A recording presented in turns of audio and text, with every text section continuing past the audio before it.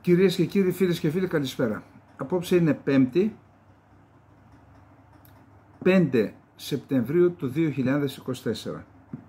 Δυστυχώς και σήμερα θα μας απασχολήσει το θέμα της αποστολής του υποστρατήγου στην γιορτή που έκανε η τουρκική πρεσβεία εδώ. Μια κίνηση ντροπής, όπως και να τη δει κανείς. Και είδα σήμερα κάτι που πραγματικά αδυνατό να το πιστέψω. Δηλαδή διαβάζω και δεν μπορώ να πιστέψω αυτά που διαβάζω. Να δούμε καταρχάς τι σημαίνει 30 Αυγούστου.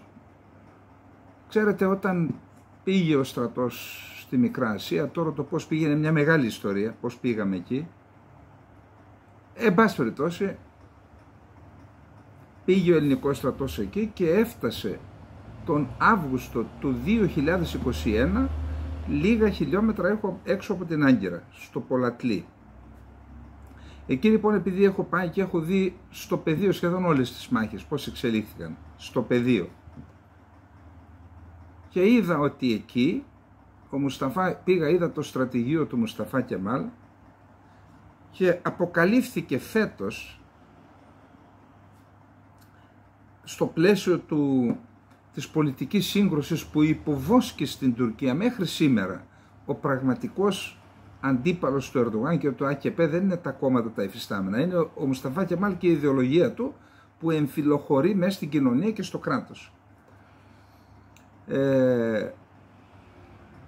Διάβασα λοιπόν ότι ενώ ο ελληνικός στρατός ήταν εκεί και ήταν έτοιμος να καταλάβει την Άγκυρα, ο Μουσταφά Κεμάλ είχε ήδη αποφασίσει, όπως αποκαλύπτουν οι αντίπαλοι του σήμερα, να μεταφέρει την πρωτεύουσα του κράτους του τότε, ό,τι κράτος είχε, δεν ήταν αναγνωρισμένο, από την Άγκυρα στην Κεσάρια της Καππαδοκίας. Και του καταλογίζουν γι' αυτό, του Μουσταφά Κεμάλ, η τοπάθεια. Εκεί λοιπόν για λόγους ανεξήγητους η ελληνική επίθεση σταμάτησε. Λένε διάφορα, επειδή δεν έχω στοιχεία δεν μπορώ να πω, αλλά λένε διάφορα. Ξένος δάκτυλος πάντως. Σταμάτησε και ακολούθησε η υποχώρηση του ελληνικού στρατού στη γραμμή Εσκή Σεχίρ Κιουτάχη Αφιών Καραχισάρ. Και από το καλοκαίρι του 2021 μέχρι το καλοκαίρι του 2022, 1921-1922, ξέρετε, επειδή πρέπει να τα ξαναδιαβάσω, το έχω μελετήσει, αλλά θέλει φρεσκάρισμα. Αν κάνω λάθη απολογούμε, όχι μόνο στις ημερομηνίες, και άλλα λάθη απολογούμε, αλλά σε γενικές γραμμές έτσι είναι. Δεν πρόλαβα να τα φρεσκάρω. Εκεί λοιπόν κάθισαν επί έναν ολόκληρο χρόνο τα στρατεύματα, στην ουσία χωρίς κατεύθυνση, χωρίς πολιτική κατεύθυνση, που η πολιτική κατεύθυνση θα έδινε και τον επιχειρησιακό στόχο. Και όπως ξέρετε, αργία μήτυρ πάσης κακίας, ήρθε το καλοκαίρι το 1922 και προτού αρχίσει η τουρκική επίθεση, η Καθημερινή, αυτή η Καθημερινή με τα παιχνίδια που παίζει σήμερα, τότε την είχε ο Άγγελος Βλάχος νομίζω, έγραψε το άρθρο «Ίκαδε», που σημαίνει πίσω στα σπίτια σας. Μετά ακολούθησε, τότε γράφτηκε και ακούστηκε για πρώτη φορά το «Ίκαδε», μετά ακολούθησε η επίθεση στις 12-13 Αυγούστου, για να φτάσουμε στις 30 Αυγούστου, που έγινε η τελική μάχη του Ντουμλούπουναρ στην Κιουτάχια, όπου περικυκλώθηκαν οι ελληνικές δυνάμεις και άρχισε η διάλυση στην ουσία. Ήταν η τελική μάχη εκεί που ο Μουσταφά Κεμάλ είπε τα στρατεύματα στη Μεσόγειο, δηλαδή στο Αιγαίο, τότε είπε αυτός είναι ο στόχος, και φτάσαν στις 9 του μηνός στη Σμύρνη. Αυτήν τη μέρα λοιπόν το τουρκικό κράτος την έχει η μέρα της νίκης, γιορτάζουν οι τουρκικές, γιορτάζουν τη νίκη εναντίον των Ελλήνων και τις τουρκικές ενόπλες δυνάμεις. Για να ξεκαθαρίζουμε, υπηρέτησα 5,5 χρόνια σε διπλωματική αποστολή. Η μοναδική φορά που κάναμε δεξίωση ήταν η ημέρα της εθνικής γιορτής. Κάθε κράτος έχει μία εθνική γιορτή. Μπορεί να υπάρχουν πολλές γιορτές που γιορτάζονται σε εθνικό επίπεδο, όπως για παράδειγμα η Ελλάδα γιορτάζει και τις 28 Οκτωβρίου. Αυτό όμως καμιά πρεσβεία ή προξενείο στο εξωτερικό δεν κάνει δεξίωση τότε. Είναι εθνική γιορτή μεν για το εσωτερικό. Για το εξωτερικό γιορτάζεται μία εθνική γιορτή. Για μας είναι η 25η Μαρτίου, για τους Τούρκους είναι η 29η Οκτωβρίου, η μέρα ίδρυσης της τουρκικής δημοκρατίας. Και κάναμε εμείς ως διπλωματική αρχή στη Σμύρνη και η πρεσβεία μας δεξίωση την 25η Μαρτίου, συνήθως σε ένα ξενοδοχείο, και εκεί καλούσαμε το πρωτόκολλο επιβεβλημένο. Και το ίδιο όταν έκαναν τελετές οι Τούρκοι για τις εθνικές γιορτές, καλούσαν τον πρόξενο ή τα προξενία, το δικό της πρωτόκολλο. Αυτή είναι η ιστορία. Πώς φτάσαμε τώρα? Αυτό κατά πάσα πιθανότητα αποτελεί μέτρο οικοδόμησης εμπιστοσύνης. Αυτό που είδαμε εδώ. Δηλαδή δεχθήκαμε εμείς να γιορτάζει εδώ η τουρκική πρεσβεία την ημέρα νίκης εναντίον της Ελλάδας, εννοώ το 1922, και να τη γιορτάζει με επίσημο τρόπο, αποστέλλοντας μάλιστα και προσκλήσεις όπως αποδείχθηκε. Προσέξτε, θα μπορούσα να το δεχθώ εάν στα μέτρα οικοδόμησης εμπιστοσύνης η Τουρκία δεχόταν οι ελληνικές διπλωματικές αρχές στην Τουρκία να κάνουν στις 19 Μαΐου ή στις 14 Σεπτεμβρίου μία δεξίωση δημόσια και να καλούν κόσμο, εννοώ και το πρωτόκολλο το τουρκικό, να παραστεί στη γενοκτονία, στις τελετές μνήμης της γενοκτονίας των Ελλήνων του Πόντου. Αυτή όμως η κατάσταση να κάνουν αυτοί μονομερώς εδώ δεν είναι απλά ντροπιαστική, διότι τότε θα μπορούσε να πεις, εντάξει, δέχονται, εάν έκανε η Ελλάδα μια τέτοια ενέργεια στην Άγκυρα ή στην Κωνσταντινούπολη, θα το έβαζαν φωτιά οι Τούρκοι, την πρεσβεία. Δεν υπάρχει περίπτωση αντίστοιχη με αυτή που έκαναν εδώ. Εδώ λοιπόν έστειλε, θα δούμε μετά, γιατί κάναμε την έρευνά μας, έστειλαν έναν υποστράτηγο από κρίσιμη υπηρεσία του Γενικού Επιτελείου Εθνικής Αμήνης, νομίζω,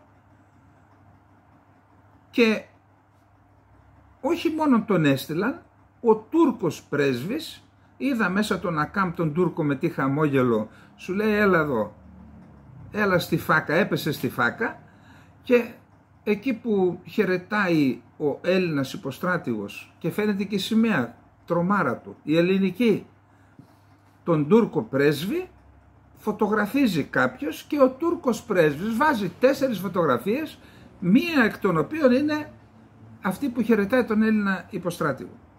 Είναι προφανές λοιπόν, επειδή οι συμβολισμοί παίζουν τεράστιο ρόλο, είναι προφανές ότι η Τουρκία ακολουθεί την πολιτική της επιβολής στην Ελλάδα. Δηλαδή, σαν να κάναμε εμείς μία τελετή στην Άγκυρα για την άρρωση της Τριπολιτσάς. Θα μας βάζαν φωτιά. Και να έστελνε ο Τούρκος Γεθά έναν υποστράτηγο να υποβάλει τα σέβη του και να πει ευχαριστούμε που ότι μας κάνατε στην Τριπολιτσά. Αυτό έγινε εδώ. Εν πάση περιπτώσει, το θεωρώ όχι απαράδεκτο. Είναι μεγαλύτερη αθλιότητα δεν μπορούσε να διαπράξει το ελληνικό κράτος και η ελληνική κυβέρνηση, διότι προσέξτε τώρα τι απάντησε στο πρωτοσέλιδο της Εφημερίδας Δημοκρατίας ο κυβερνητικός εκπρόσωπος. Προσέξτε εδώ. Απαντώντας σε δημοσίευμα της Εφημερίδας Δημοκρατία για την παρουσία ενός υποστρατήγου την ημέρα της νίκης για την Τουρκία στη Σμύρνη, είπε ο κύριος Μαρινάκης: «Θεωρώ, όπως σας είπα και πριν, ότι χρειάζεται και η σκληρή κριτική. Οι επιθέσεις οι πολιτικές είναι λογικές να τις δέχεται μια κυβέρνηση. Αλλά το να έχουμε κάθε τόσο αναπαραγωγή χωρίς κανένα πραγματικό δεδομένο ενός αφηγήματος μειοδοσίας ξεφεύγει νομίζω ακόμα και της φοδρής κριτικής, είτε είναι από δημοσιογράφος είτε είναι από άλλα κόμματα. Έχω απαντήσει στην ενημέρωση πολιτικών συντακτών. Είναι δεδομένο ότι η κυβέρνηση οδηγεί την Ελλάδα στην εντελώς αντίθετη κατεύθυνση από την μειοδοσία. Σε καμία περίπτωση η κυβέρνηση δεν έστειλε αντιπρόσωπο ή κάποιον τέλος πάντων επίσημο εκπρόσωπό της σε αυτή την... Δηλαδή, έχουμε τη φωτογραφία με τον υποστράτηγο και τι λέει ο κυβερνητικός εκπρόσωπος. Σε καμία περίπτωση η κυβέρνηση δεν έστειλε αντιπρόσωπο ή κάποιον τέλος πάντων επίσημο εκπρόσωπό της. Δηλαδή ο υποστράτηγος τι είναι? Με τη στολή και με τη σημαία. Τι είναι αυτός δηλαδή? Δεν είναι επίσημος τέλος πάντων. Τι είναι? Παρακάτω και θα επανέλθω. Περιμένετε να κλείσουμε. Έχω απαντήσει και μάλιστα σε ερώτηση συναδέλφου σας και θα σας πω κιόλας ότι την περίοδο κατά την οποία αυτά τα οποία θεωρούσαμε ως ζητούμενα ως προς την αμυντική θωράκιση της χώρας και άλλες χώρες τα είχαν δεδομένα, τώρα ισχύει το ανάποδο. Εμάς προχωράνε τα θέματα του εξοπλισμού της χώρας και για άλλες χώρες είναι ζητούμενα. Πιθανόν εννοεί την Τουρκία που δεν έχει αεροπλάνα. Εμείς δεν ετεροκαθορίζουμε το πώς θα εξοπλιστούμε, αλλά είναι δεδομένο αυτό. Τη στιγμή που η Ελλάδα ήταν ο παρείας της Ευρώπης, τώρα πρωταγωνιστεί. Η ατζέντα Μητσοτάκη, η ατζέντα της Ελλάδας είναι η ατζέντα της Ευρώπης. Και οι συμφωνίες που έχουμε κάνει με τους γείτονές μας και ακόμα και ο διάλογος που έχουμε κάνει με την Τουρκία αποδίδει πρόσθεση. Ξαναγυρνάω. Σε καμιά περίπτωση η κυβέρνηση δεν αέστειλε αντιπρόσωπο ή κάποιον τέλος πάντων επίσημο εκπρόσωπό της. Τότε αυτή η φωτογραφία τι είναι? Είναι φτιαχτή? Είναι υπαρκτό πρόσωπο, ξέρω το όνομά του και ποια θέση είναι. Και επειδή το έψαξα, όταν έλαβε η στρατιωτική ηγεσία την εντολή να στείλει υποστράτηγο, η είδηση διαδόθηκε σε όλους τους στρατηγούς. Όλοι εξανέστησαν. Μα πώς είναι δυνατόν? Και γνωρίζω ότι η εντολή πήγε από το Μαξίμου στον κύριο Δένδια που θέλει τρομάρα του να γίνει και πρωθυπουργός. Τη δέχθηκε ο κύριος Δένδιας, την έδωσε παρακάτω και πήρε το δρόμο της. Που θέλει τρομάρα του να είναι και πρωθυπουργός. Συγγνώμη. Δηλαδή άμα τη γυρνάγες πίσω στο Μαξίμου και πεις δεν γίνεται. Τι θα σου έκαναν? Το πολύ πολύ να γινώσουν ήρωας. Το πολύ πολύ να γινώσουν ήρωας. Όσον αφορά δε την στρατιωτική ηγεσία, εάν ο συγκεκριμένος υποστράτηγος έλεγε συγγνώμη εγώ δεν πάω, γεια σας, διώξτε με, τραβάτε με σπίτι. Τι θα γινόταν? Θα γραφόταν με χρυσά γράμματα στον κατάλογο των αξιωματικών που υπηρέτησαν την πατρίδα ευόρκος και με γενναιότητα, όχι με δουλικότητα απέναντι στον βασικό εχθρό της Ελλάδας που είναι η Τουρκία και να μην ακούω ανοησίες. Αυτά που υπογράφουν οι πολιτικοί, ξέρετε που τα γράφω. Ξέρουμε πολύ καλά η Τουρκία για ποιο λόγο έκανε 3 ταξιαρχίες πεζοναυτών και ένα σώμα στρατού αμφιβίων δυνάμεων που είναι οι 3 ταξιαρχίες. Για ποιον τα έκανε, πού θα κάνει απόβαση? Και τι το στείλατε τον υποστράτηγο εκεί και γιατί το αρνείστε τώρα? Έχετε το σθένος να αναλάβετε τις ευθύνες σας? Αναλάβετε, γιατί δεν έχετε το σθένος? Εγώ την έστειλα και ξέρω τι κάνω. Γιατί εκτίθεται έτσι τώρα αυτός που τον έστειλε τέλος πάντων? Γιατί? Τι δήλωση είναι αυτή? Τι δήλωση είναι αυτή? Σε καμιά περίπτωση η κυβέρνηση δεν έστειλε αντιπρόσωπο ή κάποιον τέλος πάντων επίσημο εκπρόσωπό της. Ποιος τον έστειλε? Τώρα αδειάζουν το Δένδια έτσι. Έτσι αδειάζουν το Δένδια. Σου δεν την έστειλα εγώ. Και ο Δένδιας στην πάπια. Και ο Δένδιας στην πάπια θα βγει αύριο να μας κάνει και τον ηγέτη. Όχι, όχι. Οι ηγέτες αναδεικνύονται από τα μεγάλα ναι και από τα μεγάλα όχι.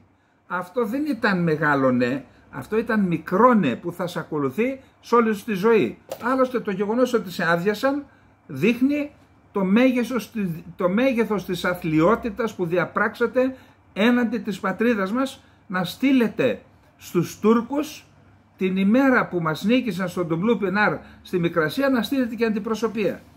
Μπράβο σας. Και για όσους βγουν να πούν ότι στέλνουν και οι Τούρκοι τις 25 Μαρτίου, είναι η εθνική μας γιορτή και είναι υποχρεωμένοι να στείλουν, όπως και εμείς στέλνουμε στην εθνική τους γιορτή. Έτερον, εκάτερον, αυτό δεν έχει καμία σημασία.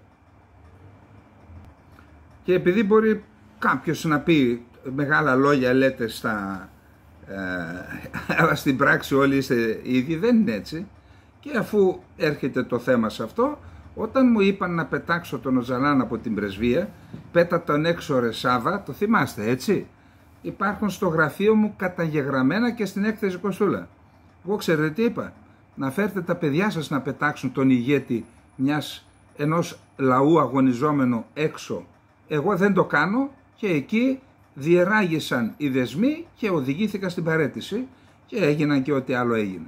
Εντάξει, σε κρίσιμες στιγμές έρχεται η σειρά σου να πεις τα μεγάλα ναι και τα μεγάλα όχι κύριε Δένδια, και να μην πάω παρακάτω τώρα. Και έχουμε πει ότι σε αυτό το κανάλι θα λέμε τα σίκα σίκα και τη σκάρφη σκάρφη. Εντάξει. Εγκαινιάζεται ο σταθμός αποϊγροποίησης φυσικού αερίου στην Αλεξανδρούπολη. Ένα έργο που στα εγγένεια του οποίου παραβρέθηκαν 4-5 υπουργεία από τα Βαλκάνια. Πολύ σημαντικό έργο, αν και το υγροποιημένο αέριο έχει χάσει την ελκυστικότητά του και είναι δύσκολο, δεδομένου ότι η Τουρκία κάνει και τον κόμβο, να ανταγωνιστεί το υγροποιημένο αέριο, το φυσικό αέριο, το οποίο διοχετεύεται από την πηγή του μέσω αγωγών στους καταναλωτές. Εν πάση περιπτώσει,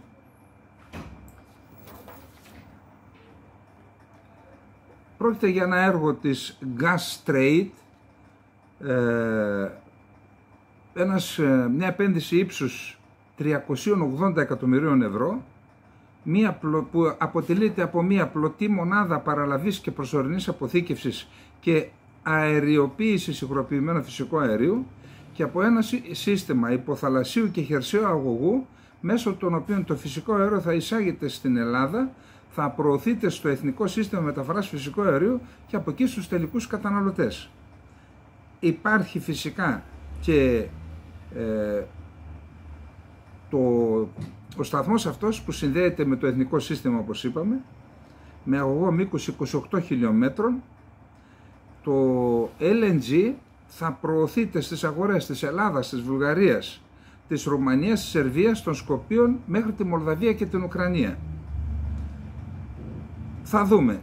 Υπάρχουν δυνατότητες, θα δούμε αν είναι ελκυστικό. Πάντως είναι ένα έργο στρατηγικής σημασίας, γίνεται στην Αλεξανδρούπολη. Αγαπάμε Αλεξανδρούπολη, αγαπάμε Εύρο, και μια που είμαστε εκεί να πούμε ένα άλλο, κατά την άποψή μου, τεράστια σημασίας και οικονομικής και κοινωνικής και γεωπολιτικής σημασίας έργο που γίνεται και αφορά την σιδηροδρομική Εγνατία, την Ανατολική Σιδηροδρομική Εγνατία. Ένα έργο, ακούστε, επένδυση 2,75 δισεκατομμύρια ευρώ, και είναι η νέα σιδηροδρομική γραμμή Θεσσαλονίκη, Νέα Καρβάλη, που έχει λιμάνι. Το λιμάνι της Καβάλας, το εμπορικό λιμάνι, βρίσκεται στη Νέα Καρβάλη. Το λιμάνι που βρίσκεται μέσα στην πόλη της Καβάλας είναι για τα επιβατικά πλέον. Άρα, και ήταν ένα λιμάνι χωρίς σιδηρόδρομο. Τώρα λοιπόν πηγαίνει η νέα σιδηροδρομική γραμμή, Νέα Θεσσαλονίκη, Νέα Καρβάλη, Τοξότες Ξάνθης, που από εκεί και μετά θα συνδέεται με την γραμμή Τοξότες Αλεξανδρούπολη και θα μειωθεί ο χρόνος μετάβασης από τη Θεσσαλονίκη στην Αλεξανδρούπολη με το σιδηρόδρομο κατά 3 ώρες. Δηλαδή, πέραν της Εγνατίας οδού, θα έχουμε και έναν υπερσύγχρονο ηλεκτροκίνητο διπλής γραμμής σιδηρόδρομο Θεσσαλονίκη-Αλεξανδρούπολη. Τεράστια σημασίας κατά την άποψή μου, και όσοι επιχειρηματίες θέλουν να επενδύσουν στην περιοχή, τώρα έχουν πλέον και έναν ασφαλή και ταχύ σιδηρόδρομο, ο οποίος θα τους δίνει τη δυνατότητα να μεταφέρουν τα προϊόντα τους και να εξαλειφθεί το μειονέκτημα που είχαν ως τώρα οι βιομηχανίες της Θράκης στο θέμα ειδικά της μεταφοράς των προϊόντων στις αγορές.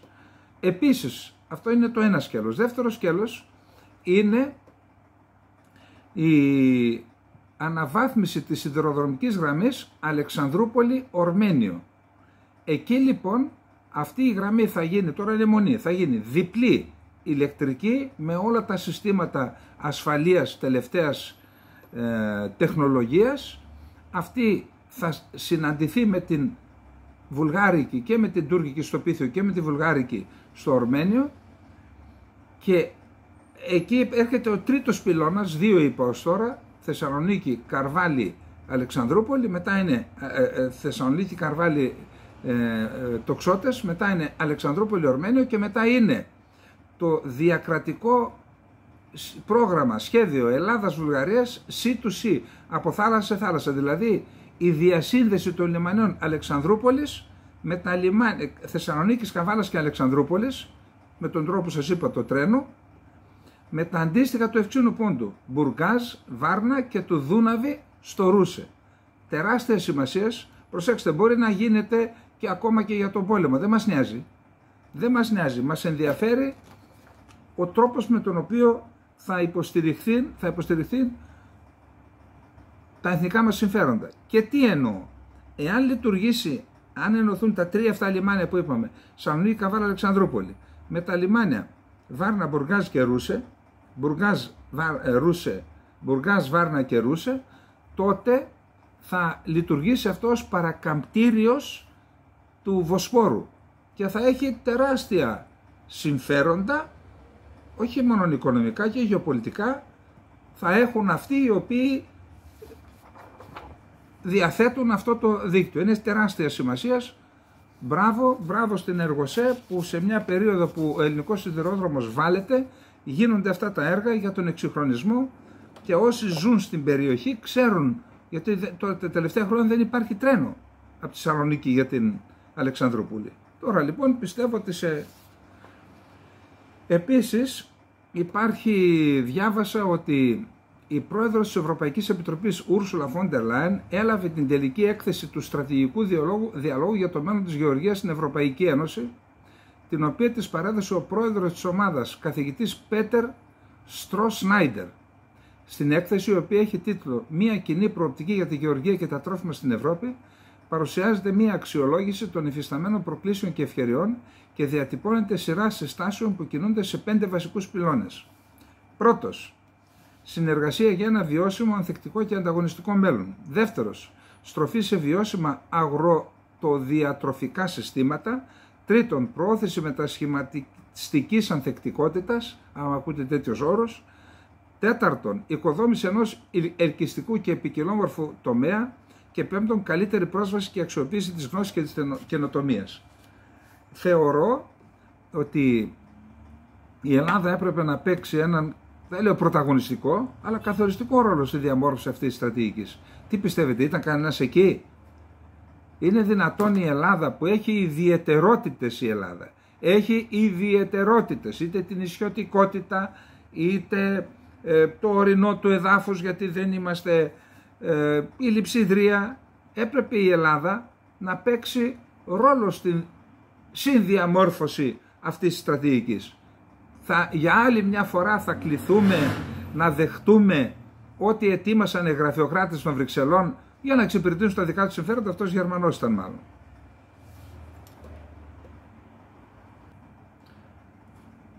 Να πάμε στην Κύπρο. Στην Κύπρο ζούσε ένας πολιτικός πρόσφυγας, του είχε χορηγήσει η Κυπριακή Δημοκρατία πολιτικό άσυλο, αλλά προστασία, κράτος της Κυπριακής Δημοκρατίας, προστασία, στον έναν Κούρδο αγωνιστή, τον Κενάν Αγιάς. Ο Κενάν Αγιάς λοιπόν, έχοντας στα χέρια του το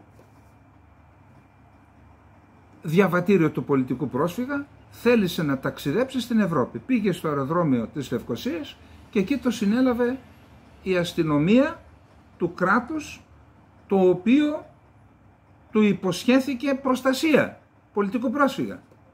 Και λέει, έχουμε ένταλμα σύλληψης από τη Γερμανία και πρέπει να σε δώσουμε στη Γερμανία. Τέλος πάντων, κάποιοι φίλοι στην Κύπρο προσπάθησαν να τον κρατήσουν και τελικώς εκεί αποφασίστηκε να δοθεί στη Γερμανία. Θα δούμε παρακάτω ένα άρθρο του Αλέκου Μιχαηλίδη. Να δοθεί στη Γερμανία. Με αυτόν τον τρόπο, τότε ήρθαμε σε επαφή και με τον Χριστοδουλίδη, μόλις είχε αναλάβει, 2003, έτσι, Μάρτης 2003. Ήρθαμε σε επαφή, μην το δίνεις, δεν σου κάνουν τίποτα οι Γερμανοί. Μη γίνεσαι όργανο του τουρκικού κράτους. Τέλος πάντων τον έδωσε, καθότι και στην απόφαση του δικαστηρίου της Λάρνακας έλεγε ότι αν καταδικαστεί στη Γερμανία θα επιστραφεί στην Κύπρο για να κάνει την ποινή του, να εκτίσει την ποινή του στην Κύπρο. Τέλος πάντων, τον εξέδωσαν στην Γερμανία, είχαμε δηλώσεις και του ιδίου του Ερντογάν, ικανοποίησης γι' αυτό. Για να διαβάσουμε τώρα, καταδικάστηκε σε 4 χρόνια και κάτι φυλακή από το γερμανικό δικαστήριο. Να διαβάσουμε το σχετικό άρθρο του Αλέκου Μιχαηλίδη από το Φιλελεύθερο. Με την κατηγορία της συμμετοχής σε τρομοκρατική οργάνωση σύμφωνα με το άρθρο 129β του Γερμανικού Ποινικού Κώδικα, καταδικάστηκε σε 4 χρόνια και 3 μήνες φυλάκισης ο Κενάν Αγιάς. Ο Κούρδος αγωνιστής κατηγορήθηκε ότι ενεργούσε ως περιφερειακός ηγέτης του Εργατικού Κόμματος του Κουρδιστάν και ότι είχε συμμετοχή στην οργάνωση προπαγανδιστικών εκδηλώσεων και συγκεντρώσεων όπως διαδηλώσεις, φεστιβάλ και συλλογή δωρεών. Και τι είναι αυτό, έγκλημα είναι? Να κάνεις δηλαδή συγκεντρώσεις για να ενημερώνεις τον κόσμο ότι ο λαός σου βιάζεται, βασανίζεται και γίνεται γενοκτονία εις βάρος του λαού σου. Ο Κενάν έχει ήδη περάσει 12 χρόνια σε τουρκικές φυλακές, ενώ από το 2013 ζούσε στην Κύπρο ως αναγνωρισμένος πολιτικός πρόσφυγας, 10 χρόνια. Το Μάρτιο του 2023 συνελήφθη στο Διεθνές Αεροδρόμιο Λάρνακας, τέθηκε υποκράτηση και στις 2 Ιουνίου του ιδίου έτους εκδόθηκε στην Γερμανία με ταχύτατες διαδικασίες. Έκτοτε κρατείται στις φυλακές Holzenglasses του Αμβούργου, ενώ η δικαστική διαδικασία ξεκίνησε τον περασμένο Νοέμβριο. Η δίκη αποτελούσε μια επίπονη διαδικασία για τον ίδιο τον Κενάν αλλά και για όσους Κούρδους την παρακολουθούσαν, καθώς η Ομοσπονδιακή Εισαγγελία και το ίδιο το Τριμελές Δικαστήριο επιχειρούσαν να επιβάλλουν ποινικοποίηση του κουρδικού αγώνα για ελευθερία χωρίς ιδιαίτερα τεκμήρια αξιόπινων πράξεων.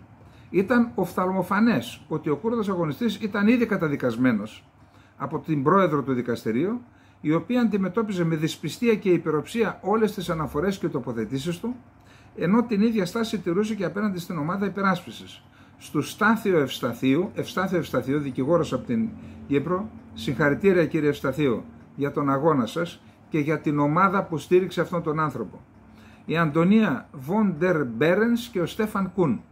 Ταυτόχρονα ο Κενάν Αγιάς έπρεπε να αντιμετωπίσει και τις ανυπόφερες συνθήκες κράτησής του μέσα στο κτίριο του Ανωτάτου Περιφερειακού Δικαστηρίου της Χανσεάτης, τον έλεγχο κάθε συνομιλίας του, την ανάγνωση των επιστολών του, την κατάσχεση των βιβλίων του. Αλλά έπρεπε να καταλάβουν εκεί στο Αμβούργο ότι έπεσαν πάνω σε τείχος αξιοπρέπειας, περηφάνειας και συνείδησης και ότι όσα καψόνια και έκαναν στον Κενάν Αγιάς δεν θα τον έκαναν ποτέ να μετανοήσει για την προσφορά του στον κουρδικό εθνικοαπελευθερωτικό αγώνα. Ο Κούρδος αγωνιστής αγωνίστηκε μέχρι τέλους ενάντια σε όλες τις προσπάθειες υποτίμησης και ποινικοποίησης του κουρδικού αγώνα για ελευθερία με εκτεταμένες πολιτικές και ιστορικές αναλύσεις, επισήμανε και κατονόμασε αμήλικτα τις ιστορικές και σύγχρονες αδικίες των κυβερνώντας στην Τουρκία και την Ευρώπη, μίλησε για την τουρκική κατοχή της Κύπρου, τις γενοκτονίες του τουρκικού κράτους εναντίον των Κούρδων, των Αρμενίων, των Ελλήνων και δεν αμέλησε ποτέ να ευχαριστεί τον κυπριακό λαό για τη στήριξή του. Στο μήνυμα που μετέφερε με το άκουσμα της ποινής, ο Κενάν υπογράμμισε ότι η καταδίκη του αποτελεί νομιμοποίηση των πρακτικών του τουρκικού κράτους συμπεριλαμβανομένης της γενοκτονίας των Κούρδων και της κατοχής της Κύπρου. Κάλεσε τον κουρδικό και τον κυπριακό λαό να συνεχίσουν την αντίσταση και εξέφρασε τη βεβαιότητα ότι μαζί θα νικήσουμε, μαζί θα απελευθερωθούμε. Μα δυστυχώς η μορφή του Κενάν, ο αγώνας του, τα μηνύματά του δεν συγκίνησαν τις κυπριακές αρχές και δεν έπραξαν τα δέοντα για να προστατεύσουν τόσο αυτόν όσο και τον ίδιο κουρδικό αγώνα για ελευθερία, αλλά και την ίδια την Κύπρο, λέω εγώ. Ο αγώνας ήταν δύσκολος, είπαμε, και ο Ερντογάν ασχολήθηκε προσωπικά. Τώρα, συνεπώς, αν έχουν ακόμα ίχνη ντροπής, ανθρωπιάς και συνείδησης, στην Κύπρο αυτή που τον έστειλε στη Γερμανία, οφείλουν να κινητοποιηθούν για να επιστρέψει ο Κενάν στην Κύπρο για να εκτίσει την ποινή του. Τα Υπουργεία Δικαιοσύνης, Εξωτερικών αλλά και το ίδιο το Προεδρικό οφείλουν να παρέμβουν για να υλοποιηθούν οι όροι που έθεσε το Επαρχιακό Δικαστήριο Λάρνακα στην απόφαση για έκβασή του.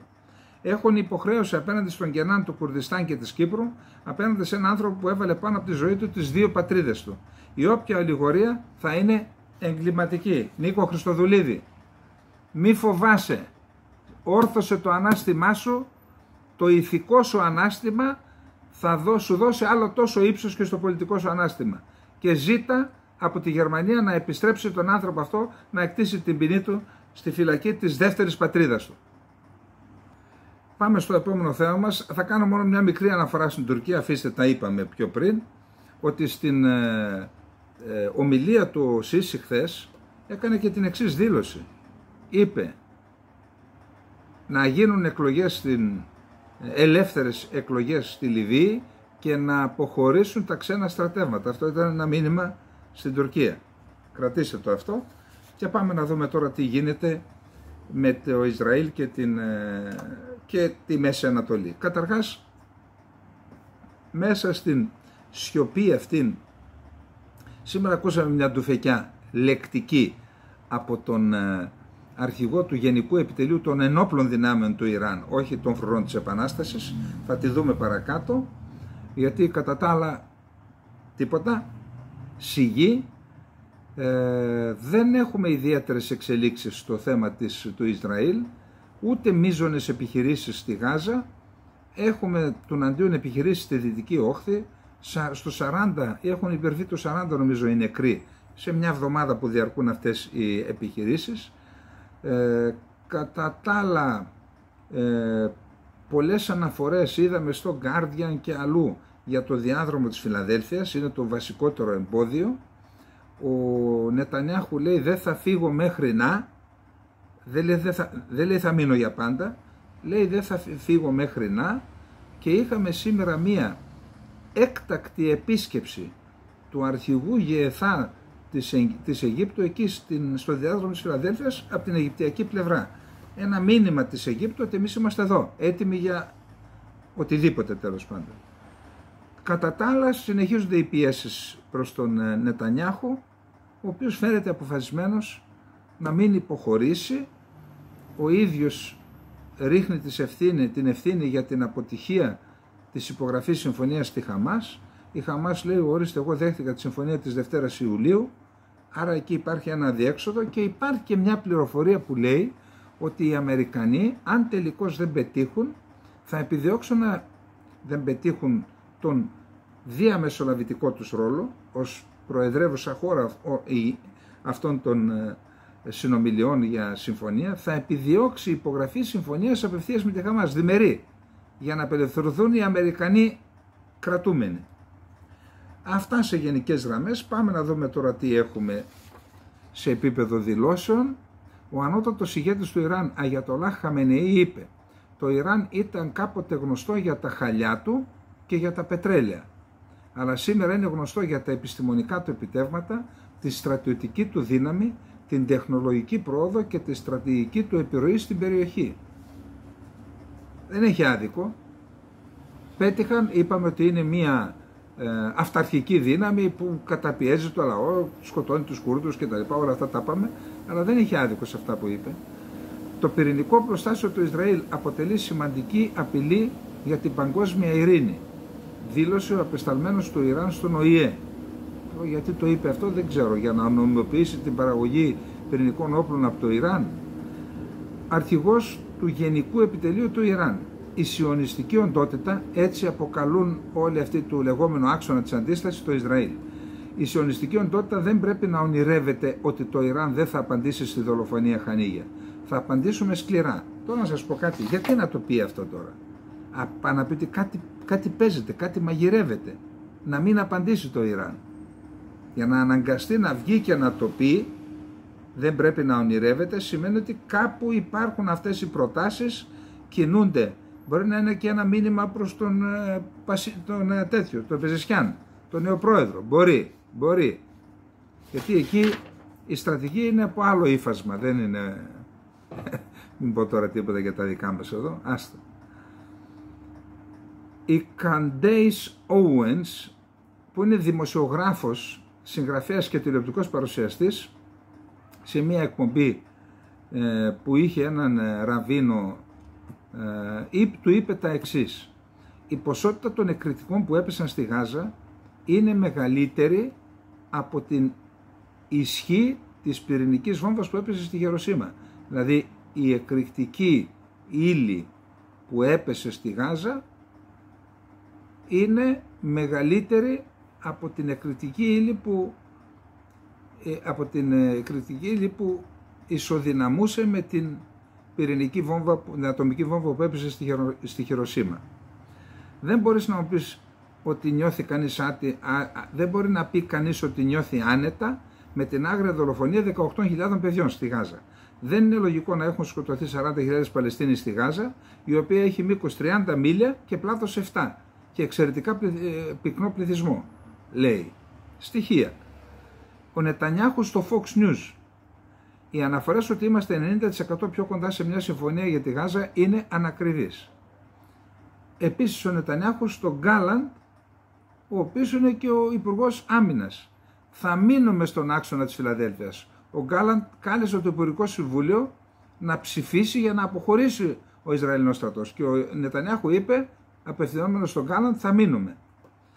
Νετανιάχου: το Ιράν στέλνει όπλα στη Γάζα μέσω του άξονα της Φιλαδέλφειας και έχει κάνει τη Χαμάς απειλή για εμάς εδώ και χρόνια. Όμως έρχεται το Ισραηλινό Channel 12 και επιβεβαιώνει ότι δεν βρέθηκαν σημαντικές ενεργές σύραγγες μεταξύ Γάζας και Αιγύπτου εκεί στο διάδρομο της Φιλαδέλφειας, και λέει το Ισραηλινό κανάλι ότι η Αίγυπτος έχει ήδη καταπολεμήσει το λαθρεμπόριο όπλων εδώ και αρκετά χρόνια και το 90% του λαθρεμπορίου που γινόταν από την περιοχή αφορούσε τρόφιμα και φάρμακα. Άρα του αφαιρούν οι ίδιοι οι Ισραηλοί ένα επιχείρημα. Ο Οσάμα Χαμντάν, ανώτερος τέλεχος της Χαμάς: η Αμερικανική κυβέρνηση συνεργάζεται με το Ισραήλ για τη γενοκτονία του Παλαιστινιακού έθνους. Η Αμερική όχι μόνο δεν ασκεί πίεση στον Νετανιάχου, αλλά διευκολύνει τη συνέχιση του εγκλήματος από αυτόν. Ο άξονας της Φιλαδέλφειας είναι σύνορα της Παλαιστίνης και της Αιγύπτου και η παρουσία τρίτους στον άξονα αυτόν, στο διάδρομο, είναι απαράδεκτη για τη Χαμάς. Το NBC News, επικαλούμενο ενημερωμένες πηγές: η κυβέρνηση Biden εξετάζει το αίτημα των οικογενειών των Αμερικανών κρατωμένων στη Γάζα για σύναψη συμφωνίας με τη Χαμάς που δεν συμπεριλαμβάνει το Ισραήλ. Εξετάζει το αίτημα των οικογενειών. Υπουργός Εξωτερικών Χακάν Φιντάν της Τουρκίας: ο ίδιος ο Νετανιάχου είναι ο κύριος υπεύθυνος για τη γενοκτονία που συντελείται στη Γάζα. Η Συρία ανανεώνει την υποστήριξή της στον Παλαιστινιακό λαό και στο δικαίωμά του να ιδρύσει ανεξάρτητο κράτος. Λένε εδώ ότι κυκλοφόρησε μία ψευδής είδηση ότι το Ισραήλ θα επιτρέψει, ο Ισραηλινός στρατός θα επιτρέψει την επάνωδο των εκτοπισμένων από τη Βόρεια Γάζα στα σπίτια τους, οι οποίοι βρίσκονται τώρα στη Νότια Γάζα.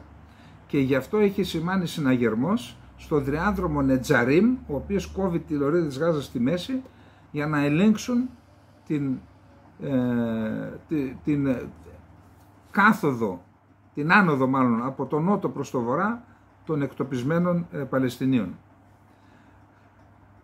Λοιπόν, το κίνημα της Χαμάς, σήμερα 5 Σεπτεμβρίου. Η συνέχιση της Ισραηλινής επιθετικότητας στη Δυτική Όχθη, ειδικά στην Τζενίν και την Τουλκαρέμ, και η επανεμφάνιση του στρατού στον καταβλισμό Φάρ στην νότια της Τούμπας, ο βομβαρδισμός από ντρόνς που είχε αποτέλεσμα το θάνατο 5 πολιτών και ο θάνατος ενός παιδιού από ελεύθερους σκοπευτές του Ισραήλ στο στρατόπεδο, όλα αυτά, λέει, είναι εγκλήματα πολέμου που εντάσσονται στην εκστρατεία εξόντωσης που διεξάγει η εξτρεμιστική κυβέρνηση του Ισραήλ εναντίον του Παλαιστινιακού λαού μας στη Γάζα και τη Δυτική Όχθη, με στόχο τον εκτοπισμό του από τη γη τους και την εκαθάριση της υπόθεσής τους. Πρακτορείο ειδήσεων Χаарετς, που είναι και αντιπολιτευόμενος στον Νετανιάχου. Η Χαμάς έχει χάσει τη λαϊκή της υποστήριξη. Το κρατάμε και αυτό. Ένα μέλος της Χεσμολάχ σκοτώθηκε σε Ισραηλινή επιδρομή σήμερα το πρωί στην πόλη Κάφρα στο Λίβανο. Η Χεσμολάχ με τη σειρά της. Προσθέσαμε ένα νέο Ισραηλινό οικισμό στο πρόγραμμα των πυρκαγιών μας. Δηλαδή χτυπούν με βλήματα και ξεσπάνε πυρκαγιές, γι' αυτό το είπε έτσι. Η Γερμανίδα Υπουργός Εξωτερικών, η κυρία Αναλένα Μπέρμποκ, έφυγε χθες το βράδυ από τη Γερμανία, ξεκίνησε με πρώτο σταθμό το Ριάντ και θα κάνει περιοδεία στις πρωτεύουσες όλων των χωρών της Μέσης Ανατολής που εμπλέκονται με τον έναν ή τον άλλο τρόπο στον πόλεμο μεταξύ Ισραήλ και Χαμάς. Από το Ριάντ είπε ότι οι Παλαιστίνοι έχουν το δικαίωμα να ζουν με ασφάλεια και αξιοπρέπεια. Οι διαπραγματεύσεις δύο κρατών είναι η μόνη επιλογή για τη διαρκή ειρήνη. Δεν είπε ότι δικαιούται να έχει κράτος. Οι διαπραγματεύσεις δύο κρατών, δηλαδή προσχωρεί στη θέση του Ισραήλ που λέει δεν πρόκειται να γίνει κράτος εάν δεν συνενέσω εγώ. Είπαμε ότι υπάρχουν αρκετές αναφορές σε διεθνή μέσα μαζικής ενημέρωσης για το διάδρομο της Φιλαδέλφειας. Επακριβώς είπε ο Νετανιάχου. Το Ισραήλ δεν θα αποσύρει τα στρατεύματά του από τη συνοριακή ζώνη μεταξύ της Νότιας Λωρίδας της Γάζας και της Αιγύπτου έως ότου υπάρξει εγγύηση ότι η ζώνη αυτή, το διάδρομο της Φιλαδέλφειας, δεν μπορεί ποτέ να χρησιμοποιηθεί ως σανίδα σωτηρίας για το Ισλαμιστικό κίνημα Χαμάς. Έως ότου συμβεί αυτό, εμείς θα είμαστε εκεί. Και μετά έριξε τις ευθύνες στη Χαμάς για το αδιέξοδο. Η Χαμάς με την πλευρά της επανέλαβε με ανακοίνωση ότι δεν υπάρχει ανάγκη να καταρτιστεί και να υποβληθεί νέα πρόταση για σύναψη συμφωνίας κατάπαυσης του πυρός με το Ισραήλ στη Λωρίδα της Γάζας. Φέρτε αυτήν που είχε υποβάλει ο Biden στα τέλη Μαΐου και την ανακοίνωσε η Χαμάς ότι την αποδέχεται στις 2 Ιουλίου. Αλλιώς εμείς δεν δεχόμαστε αυτά που πάνε να μας επιβάλλουν, και αναφέρονται κυρίως στο διάδρομο της Φιλαδέλφειας. Προειδοποιούμε εναντίον του οποιοδήποτε πέσει σε οποιαδήποτε παγίδα ότι αυτό που κάνουν τώρα με νέες προτάσεις, στην οποία παρατείνεται η επίθεση εναντίον του λαού μας. Αυτά και με το Ισραήλ. Να πάμε στις ΗΠΑ για να δούμε πως τελειώσουμε και νωρίς σήμερα. Λοιπόν, όσο περνάει ο καιρός και διαβάζουμε, μαθαίνουμε πράγματα. Σε αυτή τη χώρα των 350-70 εκατομμυρίων, πόσο είναι η Αμερική, όσο και αν φαίνεται περίεργο, οι εκλογές θα κριθούν για μερικές δεκάδες χιλιάδες ψήφους. Και από ό,τι φαίνεται είναι 7 οι κρίσιμες πολιτείες, κάπου ξεκαθαρίζει η κατάσταση, θα δούμε παρακάτω. Στην Πενσιλβάνια υπάρχει ισοπαλία και η Πενσιλβάνια νομίζω εκλέγει 16 εκλέκτορες, οι οποίοι κάνουν και τη διαφορά. Άρα έχουν πέσει όλοι μονή διπλή, όπως λέει και η αγορά, στην Πενσιλβάνια, για να δούμε ποιος θα εκλεγεί. Τέλος πάντων, για πάμε να δούμε τώρα. 2 μήνες πριν από τις προεδρικές εκλογές της ΗΠΑ, η Κάμαλα Χάρις και ο Ντόναλντ Τραμπ επιδίδονται σε κούρσα για να προσελκύσουν νέους ψηφοφόρους, την ώρα που νέα δημοσκόπηση τους εμφανίζει να δίνουν μάχη στήθος με στήθος σε τουλάχιστον 3 κρίσιμες πολιτείες.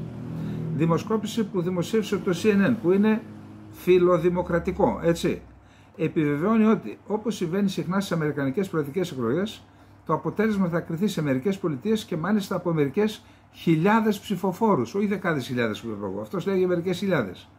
Σύμφωνα λοιπόν με την δημοσκόπηση του CNN, την τρέχουσα περίοδο οι Χάρις και ο Τραμπ δίνουν σκληρή μάχη στήθος με στήθος στην Νεβάδα, την Τζόρτζια και την Πενσιλβάνια. Εξάλλου η Πενσιλβάνια φαίνεται ότι θα είναι αυτή που θα κρίνει τον νικητή. Δεν χρειάζεται τώρα να πούμε κι άλλα, έχει διάφορα. Νομίζω ότι αυτά είναι τα πιο σημαντικά, μην πω τώρα λεπτομέρειες, γιατί εντάξει, πολλές φορές μπορεί και να είναι και περιττό.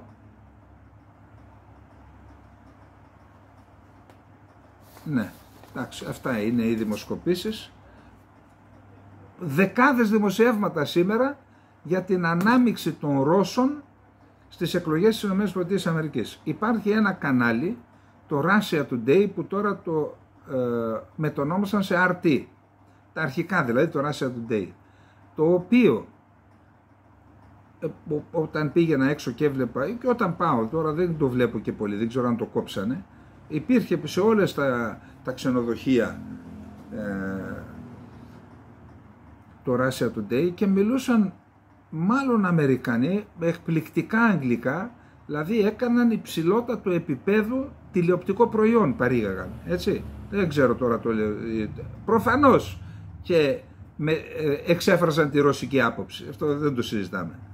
Αυτό λοιπόν το RT, νομίζω ότι θα δούμε λίγο παρακάτω, το ενέταξαν οι Αμερικανοί στον κατάλογο το 2017 ως ξένος πράκτορας.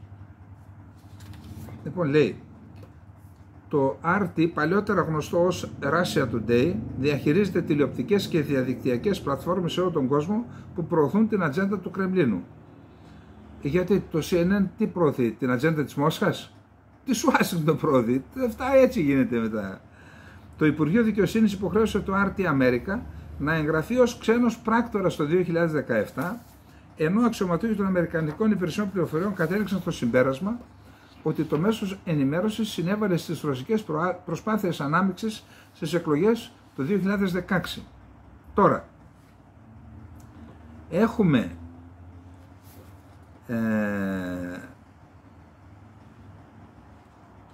οι ανακοινώσεις χθες, έχουμε παρέμβαση του κράτους πλέον, Υπουργείο Δικαιοσύνης κτλ. Προσέξτε, οι αναμενόμενες ανακοινώσεις θα είναι η δεύτερη μεγάλη προσπάθεια της κυβέρνησης Biden να αμβλύνει την επιρροή του RT μέσα σε τόσους μήνες. Τον Ιούλιο το Υπουργείο Δικαιοσύνης κατηγόρησε έναν υπάλληλο του RT ότι συμμετείχε σε ένα σχέδιο που χρησιμοποιούσε ένα δίκτυο περίπου 1.000 λογαριασμών στα μέσα κοινωνικής δικτύωσης για να παριστάνει τους κατοίκους των ΗΠΑ και να διαδίδει παραπληροφόρηση σχετικά με τον πόλεμο στην Ουκρανία και άλλα θέματα. Αμερικανοί αξιωματούχοι κατηγορούν το Κρεμλίνο ότι χρηματοδότησε το σύστημα, ενώ εκπρόσωπος του Κρεμλίνου το αρνήθηκε. Είπαμε ότι υπήρχε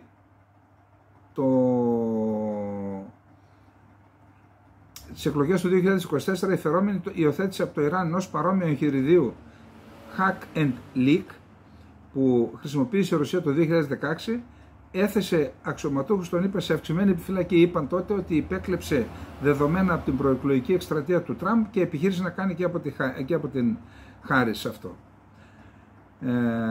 Αυτά τα... να δούμε λοιπόν τι λένε. Ο Γενικός Εισαγγελέας Μέρικ Γκάρλαντ αναμένεται να ανακοινώσει κυρώσεις σε άλλα μέτρα, ίσως έχουν ανακοινωθεί. Μαζί του θα είναι ο διευθυντής του FBI Chris Wray, η αναπληρώτρια Γενική Εισαγγελέας Λίζα Μονακό, η κύρια αναπληρώτρια Γενική Εισαγγελέας Νικόλ Αρτζεντιέρη και ο Ματ Όλσεν, βοηθός Γενικός Εισαγγελέας για το Τμήμα Εθνικής Ασφάλειας. Είδατε λοιπόν, κάποτε είχα πει να γίνει εδώ Εισαγγελέας Εθνικής Ασφάλειας και στο δρόμο διάφοροι μου λέγανε τι θες να μας φημώσεις. Όχι ρε φίλε, να, τον έχουν και οι Αμερικανοί. Εισαγγελέα Εθνικής Ασφάλειας θέλει και η Ελλάδα. Λοιπόν, τέλος πάντων,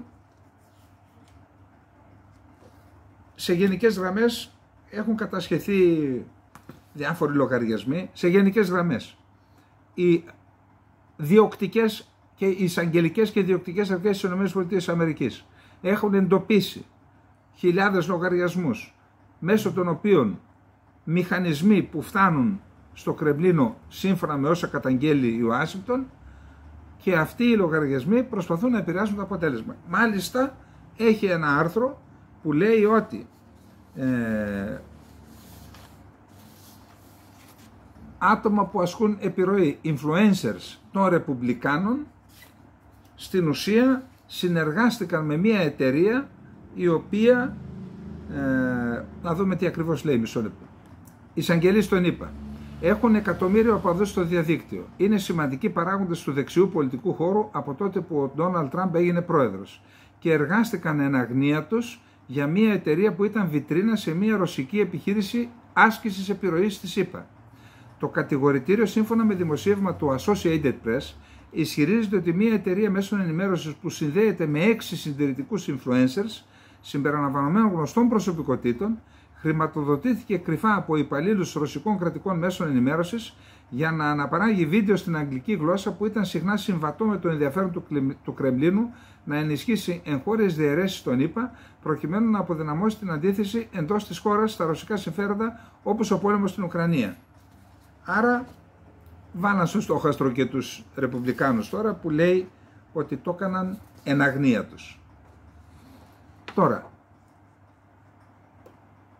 κινδυνεύει να τιμωρηθεί με φυλάκιση 20 ετών μία κινεζικής καταγωγής Αμερικανίδα πολίτης, παντρεμένη με Αμερικανό πολίτη και αυτός κινεζικής καταγωγής, η οποία ήταν βοηθός προσωπάρχη στον κυβερνήτη της πολιτείας Νέας Υόρκης, η οποία είναι σαν κράτος, έτσι.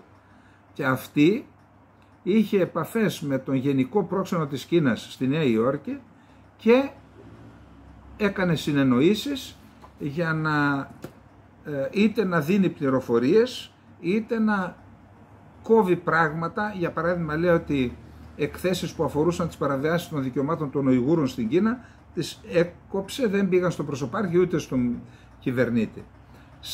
Για αυτήν την συνεργασία της αμύφθηκε με ένα σπίτι 4 εκατομμυρίων, νομίζω, με μια μεγάλη Φεράρι, με ένα εξοχικό στη Χονολού με θέα τη θάλασσα. Την άρπαξαν και τώρα, εκτός από αυτήν, η Ουάσιγκτον απελάβνει τον Κινέζο πρόξενο στη Νέα Υόρκη. Έτσι έχουν τα πράγματα. Ο απεσταλμένος του Ιράν στα Ηνωμένα Έθνη απέρριψε τις κατηγορίες για μεταφορές όπλων στη Ρωσία, λέγοντας ότι είναι ηρωνικό και υποκριτικό το γεγονός ότι η ΗΠΑ, το Ηνωμένο Βασίλειο και η Γαλλία, που εμπλέκονται άμεσα στη σύγκρουση στην Ουκρανία και έχουν συμβάλει σημαντικά στην κλιμάκωσή της, να κατηγορούν με έτσι αβάσιμα το Ιράν ότι εμπλέκεται, ενώ εμπλέκονται αυτοί. Σύμφωνα με την ιστοσελίδα της βρετανική ιστοσελίδα Unheard, οι ΗΠΑ απέτυχαν να τερματίσουν τον ναυτικό αποκλεισμό των Χούθη στην Ερυθρά θάλασσα και απέσυραν τον ναυτικό τους από την περιοχή. Νόμιζαν ότι ένα αεροπλανοφόρο θα ήταν αρκετό για να γονατίσει τους Χούθη, αλλά έκαναν λάθος. Ο γερουσιαστής των ΗΠΑ, Lindsey Graham, κολλητός του Τραμπ, παλιά είχαν σκοτωθεί, τώρα είναι κολλητός. Ο Biden είναι ένα αδύναμο άτομο στα μάτια του Ιράν. Το μόνο άτομο που είναι πιο αδύναμο από τον Biden είναι η Κάμαλα Χάρις. Ο Θεός να ευλογεί τους φίλους μας στο Ισραήλ. Ο Θεός να βοηθήσει τους φίλους μας στο Ισραήλ. Ο Ντόναλντ Τραμπ είναι καθοδόν. Και όταν αναλάβει τα καθήκοντά του, οι όμηροι θα έρθουν στο σπίτι, γιατί ο Τραμπ θα πει στον Αγιατολάχ: σε θεωρώ υπεύθυνο για την ασφάλεια και την ευημερία αυτών των ανθρώπων και αν δεν έρθουν στο σπίτι θα πληρώσεις τίμημα. Και λέει θα τους απελευθερώσει. Fox News, που είναι με τους Ρεπουμπλικάνους. Αμέσως μετά το μαζικό χτύπημα των ρωσικών αεροδιαστημικών δυνάμεων στο Λβόβ, ένας 45χρονος αντισυνταγματάρχης του Αμερικανικού στρατού, ο Τζόσουα Καμάρα, πέθανε στην Πολωνία. Ήταν 45 ετών. Αναφέρεται ότι πέθανε σε στρατόπεδο του Αμερικανικού στρατού στο Πόσναν. Στον Καμάρα απονεμήθηκε το μετάλλιο του Λεγεώνα της Τιμής μετά θάνατον, το χάλκινο αστέρι, το μετάλλιο της αξίας και άλλα βραβεία. Και αφήνει να εννοηθεί ότι σκοτώθηκε μέσα στην Ουκρανία από βομβαρδισμούς ρωσικούς. Μετά την συνάντηση του αναπληρωτή πρωθυπουργού της Συρίας με τον Πούτιν και αυτά που είπε, η Γερμανία λέει δεν έχουν νόημα οι διαπραγματεύσεις της Σερβίας για ένταξη στην Ευρωπαϊκή Ένωση, ενώ ο Πίτερ Στάνο, εκπρόσωπος της Ευρωπαϊκής Επιτροπής, είπε η Ευρωπαϊκή Ένωση καλεί τη Σερβία να εγκαταλείψει την ενίσχυση των σχέσεών της με τη Ρωσία, καθώς είναι σε αντίθεση με τις υποχρεώσεις της ως υποψήφιας για ένταξη στην Ευρωπαϊκή Ένωση. Η Ρωσία έχει μετακινήσει, επειδή είπαμε τη στρατηγική της παραχώρησης βλημάτων με βελληνικές 350 χιλιόμετρων από τις ΗΠΑ στην Ουκρανία, ότι με αυτό έχουν στόχο να χτυπήσουν τα στρατόπεδα, τις αεροπορικές βάσεις από τις οποίες απογειώνονται αεροσκάφη και εμπλέκονται σε αερομαχίες ή σε βομβαρδισμούς, αλλά και τις βάσεις ανεφοδιασμού. Εδώ λοιπόν λέει ότι ο Τζον Κίρμπι το είπε, ο εκπρόσωπος του Συμβουλίου Ασφαλείας του Λευκού Οίκου. Η Ρωσία έχει ήδη μετακινήσει το 90% των στρατιωτικών της αεροσκαφών πέρα από τη ζώνη των 300 χιλιόμετρων από τα ουκρανικά σύνορα. Δεν ξέρω γιατί το είπε αυτό.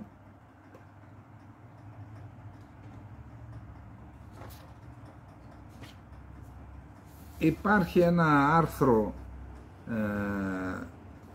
του Bloomberg που υπογράφει ο Chris Bryant και λέει ότι η εκλογική νίκη του κόμματος Εναλλακτική για τη Γερμανία δεν αποτελεί κίνδυνο μόνο για το πολιτικό κατεστημένο της Γερμανίας, αποτελεί κίνδυνο ευρύτερο.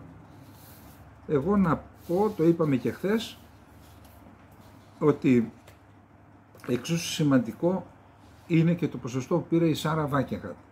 Ο Γερμανός Επίτροπος Αρμόδιος για τη Μετανάστευση πρότεινε την απέλαση στη Ρουάντα των μεταναστών που φτάνουν παράνομα στην Ευρωπαϊκή Ένωση, μόνο αυτοί που έρχονται μέσω Λευκορωσίας, και να χρησιμοποιηθούν οι εγκαταστάσεις που είχαν γίνει για τη Βρετανία, η οποία Βρετανία ακύρωσε το σχέδιο. Και λέει θέλουμε μόνο για αυτούς που έρχονται από τη Λευκορωσία, πιθανόν για να μην είναι ελκυστική η Λευκορωσία. Έρχονται 10.000 το χρόνο από εκεί. Υπάρχει ένα πρόβλημα μεταξύ Ευρωπαϊκής Ένωσης και Ουγγαρίας, διότι η Ουγγαρία δίνει βίζες, λέει, σε Ρώσους πολίτες, κάτι που θεωρείται πρόβλημα ασφάλειας. Λοιπόν, για την Ευρωπαϊκή Ένωση. Πάμε να δούμε τώρα τι γίνεται με τη Ρωσία και να κλείσουμε στην ώρα που είπαμε. Ο Ζελένσκι θα παρουσιάσει μέσα στο μήνα, τον τρέχοντα μήνα, το σχέδιο νίκης στις ΗΠΑ, γιατί λέει χωρίς τις ΗΠΑ δεν υπάρχει σχέδιο νίκης, αν δεν έχει την υποστήριξη. Και θα πάω, λέει, να το παρουσιάσω και στον Biden και στον Τραμπ και στην Καμάλα Χάρις, ούτως ώστε όποιος από τους δύο βγει να ξέρει από πριν ποιο είναι το σχέδιο για να το στηρίξει. Και λέει μέρος του σχεδίου αυτού είναι μέρος του σχεδίου νίκης και είναι και η επιχείρηση Κούρσκ. Το Ουκρανικό Κοινοβούλιο ενέκρινε σήμερα το διορισμό του Αντρέη Σίμπιχα για τη θέση του Υπουργού Εξωτερικών, επικεφαλής της Ουκρανικής διπλωματίας. Μέχρι τώρα ήταν αναπληρωτής Υπουργός Εξωτερικών, διπλωμάτης καριέρας που έκανε για πολλά χρόνια πριν γίνει υφυπουργός πρέσβης της Ουκρανίας στην Άγκυρα. Λένε διάφορα για τον Κουλέμπα και τέλος πάντων αυτό που γράφουν τα διεθνή μέσα μαζικής ενημέρωσης είναι ότι ο Ζελένσκι τον αποκεφάλισε γιατί ήθελε να πάει με νέο υπουργό της απολύτου εμπιστοσύνης του στην Αμερική. Θεωρούσε ότι ο Κουλέμπα έκανε τα δικά του παιχνίδια. Ο Πούτιν, πάμε να δούμε τι λέει ξανά ο Ζελένσκι. Το Economist λέει ότι ο Ζελένσκι ανασχηματίζει την κυβέρνηση καθώς πέφτει η δημοτικότητά του. Σύμφωνα με το Spiegel, την Παρασκευή 6 Σεπτεμβρίου, αύριο δηλαδή, ο Ζελένσκι θα επισκεφθεί την αεροπορική βάση Ραμστάιν στη Γερμανία για να συνεχίσει τις συνομιλίες για τη στήριξη της Δύσης στην Ουκρανία σε οπλικά συστήματα. Μια πολύ σημαντική είδηση. Χθες την αναφέραμε, αν την ανέφερα, πέρασε έτσι. Γιατί να παραιτηθεί τώρα ο Υπουργός Εξωτερικών της Σουηδίας? Γιατί παραιτήθηκε, ξέρετε? Διότι σκοτώθηκαν Σουηδοί εκπαιδευτές στην επιχείρηση στην Πολτάβα που έκανε ο Ρωσικός στρατός. Και σου λέει τώρα εγώ γιατί να έχω στην πλάτη μου τις τύψεις που στέλνουν ανθρώπους Σουηδούς να σκοτώνονται σε έναν πόλεμο που δεν μας ενδιαφέρει. Έφυγε και λέει δεν πρόκειται να ξανασχοληθώ με την πολιτική. Ο Τομπάιας Μπίλστορμ. Και η Ζαχάροβα είπε ελπίζω αυτό να βάλουν μυαλό από αυτό και άλλοι υπουργοί εξωτερικών. Ο Πούτιν μίλησε στο Βλαδιβοστόκ, έγινε αυτό το φόρουμ της Ανατολής. Σημαντική δραστηριότητα, γιατί συμμετείχαν και νομίζω 16 αρχηγοί ξένων κρατών. Μίλησε για όλα. Μιλώντας λοιπόν στο Βλαδιβοστόκ, τόνισε ότι η κατάκτηση του Ντομπάς είναι νούμερο 1 προτεραιότητα της Ρωσίας. Είπε, εμείς θέλουμε να διαπραγματευτούμε με βάση αυτά που ήδη δέχθηκε η Ουκρανία στην Κωνσταντινούπολη το 2022, τα οποία τα ανέρεσε μετά από πίεση του Τζόνσον, του Βρετανού Πρωθυπουργού. Είπε ότι απέτυχε το Κούρσκ, γιατί η Ουκρανία απέτυχε με την επιχείρηση στο Κούρσκ, διότι το έκανε για να αποδυναμώσει τις δυνάμεις μας στο Ανατολικό μέτωπο. Αλλά στην ουσία αποδυνάμωσε τις δικές της δυνάμεις. Εμείς προελάβουμε ταχύτερα από οποιαδήποτε άλλη φορά, ακριβώς επειδή τις αποδυνάμωσε, και εμείς θα τους διώξουμε και από το κούρσο όταν έρθει η στιγμή. Η παγκόσμια οικονομία θα καταρρεύσει χωρίς το πετρέλαιο και το φυσικό αέριο της Ρωσίας. Δεν μπορεί να επιβιώσει διότι είναι προσαρμοσμένη με βάση να παίρνει και από εκεί. Είπε ότι θα δώσει στο Ιράν φυσικό αέριο. Αυτά σε γενικές γραμμές. Έκανε και δήλωση και είπε ο Biden, αναφερόμενος και με δόση χιούμορ στις αμερικανικές εκλογές. Ο Biden ήταν ο αγαπημένος μας σε εισαγωγικά, αλλά απομακρύνθηκε από την κούρσα και συνέστησε ο ίδιος να υποστηρίξουν την Χάρις, που σημαίνει ότι πρέπει να τη στηρίξουμε και εμείς, αφού τη στήριζε ο αγαπημένος μας ο Biden, η οποία γελάει τόσα ωραία, λέει, θα την ψηφίσουμε για το χαμόγελό της. Έκανε χιούμορ προφανώς. Περισσότερες από 30 χώρες δείχνουν ετοιμότητα να ενταχθούν ή να συνεργαστούν με τους BRICS. Η Δύση έχει ήδη συνειδητοποιήσει ότι έκαναν λάθος, αναγκάζοντας τις χώρες να αφήσουν το δολάριο με τις ηλίθιες ενέργειές τους. Η Ρωσία χρησιμοποιεί εθνικά νομίσματα στο 65% των διακανονισμών με εταίρους των BRICS. Η ρωσική οικονομία ήδη είναι τέταρτη στον κόσμο και το χάσμα μεταξύ Κίνας και ΗΠΑ, πρώτη και δεύτερη θέση, αυξάνεται. Και η Μαλαισία, ο πρωθυπουργός που ήταν εκεί μίλησε και με κανένα λόγο για τους BRICS, αλλά δεν έχουμε χρόνο να πούμε κι άλλα. Γίνεται κάτι στο Κωσυφοπαίδιο, οι αρχές του Κωσυφοπαιδίου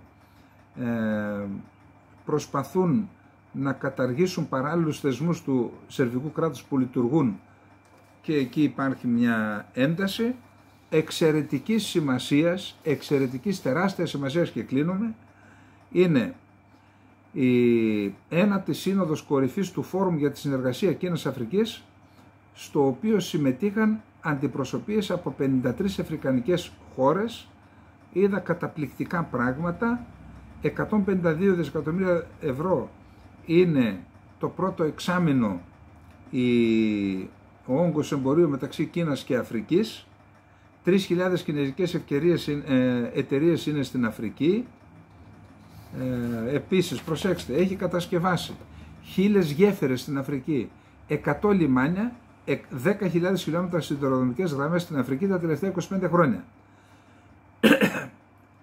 Αυξάνει την επιρροή της με όλα αυτά και τα επόμενα 3 χρόνια θα επενδύσει 50 δισεκατομμύρια δολάρια στην Αφρική. Νομίζω ότι είναι ένα τεράστιο θέμα και πρέπει να απασχολήσει την Ευρώπη, αν δεν θέλουμε να βλέπουμε την πλάτη της Αφρικής, της Κίνας, της Ρωσίας και της Τουρκίας στην Αφρική για τα ευρωπαϊκά και ελληνικά συμφέροντα. Λοιπόν, καλή νύχτα, να είστε όλοι και όλοι καλά. Ήδη θα το κανονίσουμε, θα πέσουμε κάτω από μια ώρα. Τα μαθήματα αυτοπιθαρχίας αποδίδουν. Λοιπόν, καλή νύχτα, να είστε καλά.